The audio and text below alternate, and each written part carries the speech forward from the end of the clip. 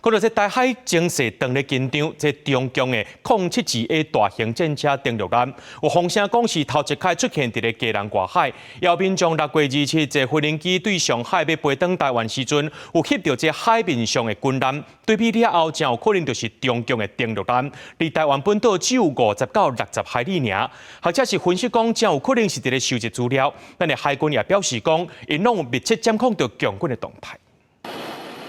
中共了台无停过，传出有共军大型登陆舰头一摆出现基隆外海。6月27，有民众为上海坐飞行机登来台北，看到海面上有军舰出入，赶紧翕。经过比对，亲像是共军072A 大型坦克登陆舰，相片的坐标位置离台湾本岛只有50-60海里。附近周遭竟然还没有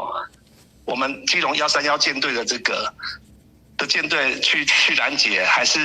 海巡署的这个船舰。就算你有掌握，那你怎么可以让一艘海军的登陆舰就在基隆外海在这边放着？中共072A 大型坦克登陆舰会当载运250名武装士兵，搭载10台战车直升机、气垫登陆舰，快速投射兵力，是中共主力登陆舰之一，负责执行登陆作战、运补物资。林玉峰认为，若为台湾北部抢滩登陆，恐惊对政经中枢发起攻击。专家表示，中共登陆舰过去多数出入伫华东外海，即摆罕见出现伫基隆外海背后，动机无单纯。那我们也密切掌握它的动态，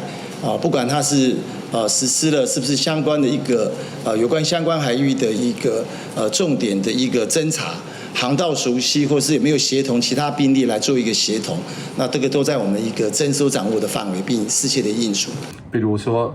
返回东部战区的基地，或是北部战区的基地，或者是在遂行所谓战场的这个侦查跟熟悉环境，但无论如何都在台湾岸基的反舰飞弹射程之内。那共舰定侵扰台海，共军上航舰辽宁河山大湖，进前头一摆经过第2岛链，引起印太区域局势紧张。有关人士分析，中共凸显载岛链能力的绝对存在感。学者观察，上航舰除了演练组合训练，也向国际传达施压的政治信号。公视新闻采访报道。